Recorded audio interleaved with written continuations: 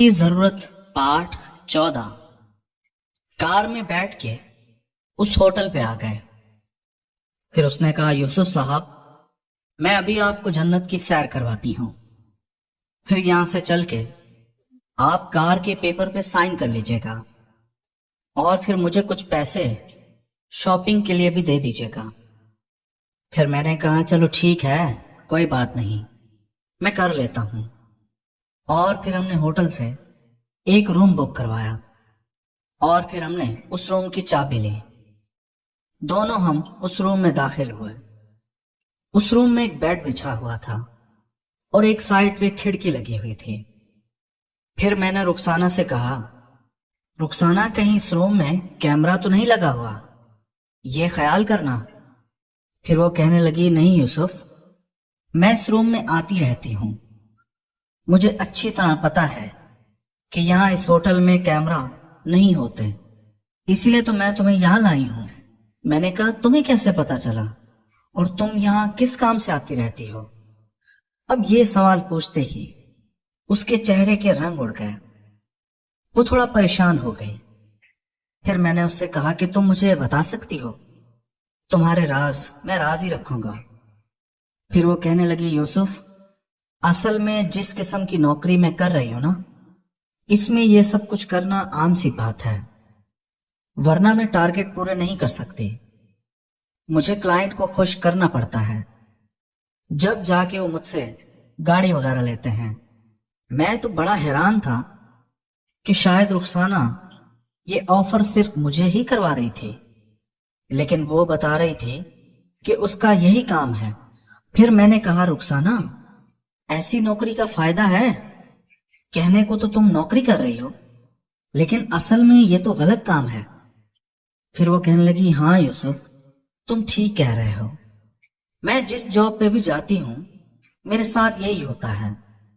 मैंने कहा, ऐसा क्यों कह रही हो तुमने इसके अलावा भी कोई जॉब की है? उसने कहा, हाँ, मैंने 2-3 जॉब और भी की हैं, वो मुझसे इसी वजह से चली गई हैं। मुझसे लोग डिमांड करते थे, मैंने जिसकी डिमांड नहीं मानी, फिर वो मुझे नौकरी से निकाल देता था, और बिला आखिर तंग आके मैंने ये कदम उठाया। फिर मैंने कहा, कब तक ऐसा करोगी? अगर खुदा न ख्वास्ता तुम्हारे किसी महीने टारगेट पूरे ना हो तो? वो कहने लगी, वो महीना मेरी जॉब का आखिरी महीना होगा। फिर मैंने कहा, रुखसाना, तुम्हारा शौहर क्या करता है? वो कहने लगी कि वो पहले बैंक मैनेजर था, फिर एक बैंक में बहुत बड़ा घपला हुआ था, इल्जाम मेरे शौहर पे लगा था, इसीलिए उसका सारा लॉस हो गया था और आजकल वो घर पे फारिग होता है। फिर मैंने कहा, रुखसाना, तुम्हारे शौहर को तो पता होगा इस काम का, क्योंकि बैंक का मैनेजर रह चुका है, तो तुम्हें वो इजाजत दे देता है ऐसी जॉब करने की? फिर वो कहने लगी कि मेरे शौहर को अच्छी तरह पता है कि मैं क्या करती हूँ, लेकिन हमारे पास कोई दूसरा रास्ता नहीं है, इसीलिए मेरा शौहर भी खामोश है। मैं माशरे का एक नया रूप देख रहा था जो आज से पहले मेरे सामने नहीं आया था, क्योंकि मैं गांव की जिंदगी गुजारने वाला एक छोटा इंसान था। मुझे ये नहीं पता था कि शहर में इस तरह के काम भी होते हैं। फिर मैंने उससे कहा कि मैं एक स्टोर बना रहा हूँ, वहां पे लड़कियां और लड़के दोनों काम करेंगे। अगर तुम चाहो तो कराची चल सकती हो, मैं तुम्हें वहां अपने स्टोर पे अच्छे ओहदे पे नौकरी दे दूंगा। फिर वो कहने लगी, चलें ठीक है, आप जाएं, पहले स्टोर ओपन कीजिएगा, अगर मेरी जरूरत पड़े तो मुझे बता देना, मुझे सैलरी भी बता देना, मैं अपने शौहर से मशवरा कर लूंगी, और अगर हमें अच्छी लगेगी तो हम भी कराची आ जाएंगे। फिर वो कहने लगी, यूसुफ साहब, जल्दी से अपना काम कीजिए, मुझे फारिग कीजिए ताकि हम वापसी बैंक चलें। फिर मैंने कहा, रुखसाना, जल्दी किस बात की है? आज तुम बैंक वाली गाड़ी बेच रही हो तो उनको बोल देना कि मैं क्लाइंट के साथ थी। कहने लगी, हाँ ये बात तो ठीक है, बहरहाल फिर भी जल्दी करें ना। अब मैं जल्दी नहीं करना चाहता था, क्योंकि मैंने ये भी सोचा कि अपने भाई को फोन करके बोल देता हूँ कि जाए बस की टिकटें ले और फिर शाम को 6 बजे मुझे यहाँ से पिक कर ले। میرے پاس پورے 3-4 گھنٹے تھے اور 3-4 گھنٹے میں رخسانہ کے ساتھ ہی گزارنا چاہتا تھا، اور یہاں سے باہر ہی ہم کراچی چلے جائیں گے۔ پھر میں نے اپنا فون نکالا، اپنے چھوٹے بھائی کاشف کو کہا۔ میں نے کہا کاشف، میں ذرا بینک کے کام میں بزی ہوں، تم 6 بجے ٹکٹیں کروا کے مجھے یہاں سے پک کر لینا، اور پھر امی کو بھی بتا دینا کہ میں گھر نہیں آ پاؤں گا، یہیں باہر سے ہی ہم کراچی چلے جائیں گے۔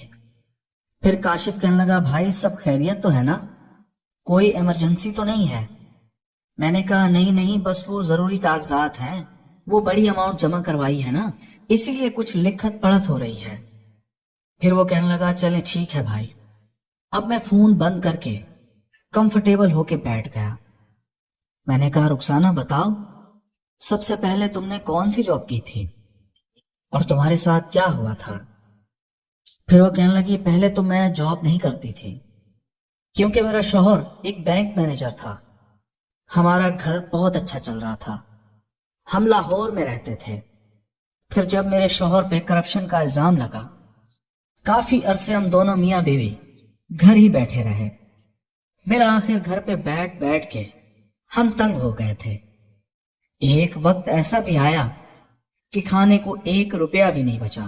پھر میں مجبور ہو گئی، میں نے اپنی ایک سہیلی کو بولا کہ مجھے ٹیچنگ کی جاب لگوا دو، کیونکہ وہ ایک اسکول میں ٹیچر تھی۔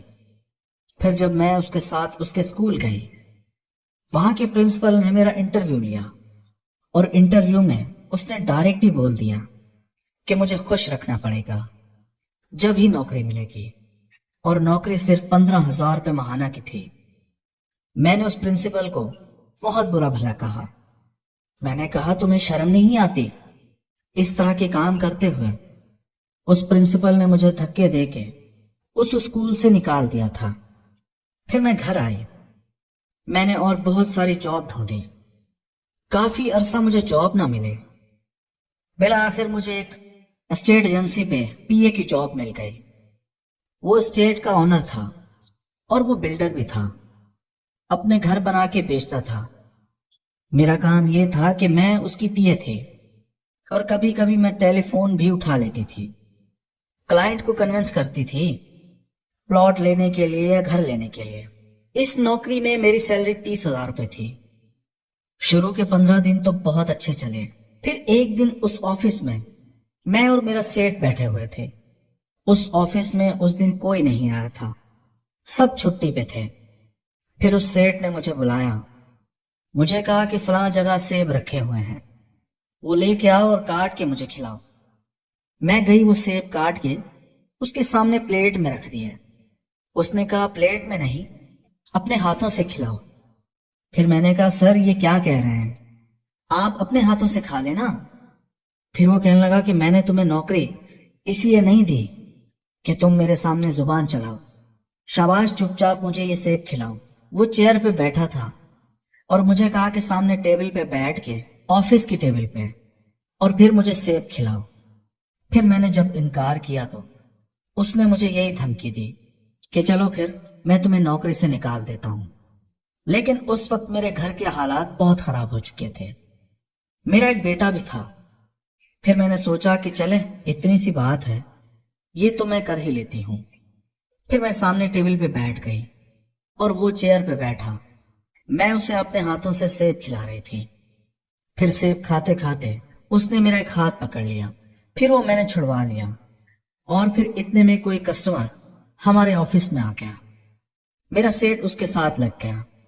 پھر اس طرح چلتا رہا، کافی عرصہ وہ مجھے عجیب فرمائشیں کرتا رہا، جو مجبوراً مجھے پوری کرنی ہی پڑتی تھی۔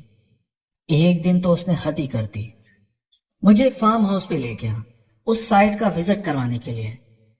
مجھے کہا کہ میں تمہیں یہ فارم ہاؤس دکھاتا ہوں اور پھر ہم نے اس کو سیل کرنا ہے، میں تمہیں ریٹ اور ساری ڈیٹیل بتا دوں گا، جو بھی فون آئے گا تم اس فارم ہاؤس کی ڈیٹیل ان کو بتاتی رہنا۔ میں اس کے ساتھ چلی گئی۔ میں گئی تو وہ فارم ہاؤس ایک ویران علاقے میں تھا، اس میں سیٹھ نے ایک ملازم بھی رکھا ہوا تھا جس نے ہمارا دروازہ کھولا تھا۔ اس ملازم کو سیٹھ نے کچھ پیسے دے کے کہا جاؤ گھر سے چکر لگا کے 2-3 گھنٹے میں واپس آ جانا۔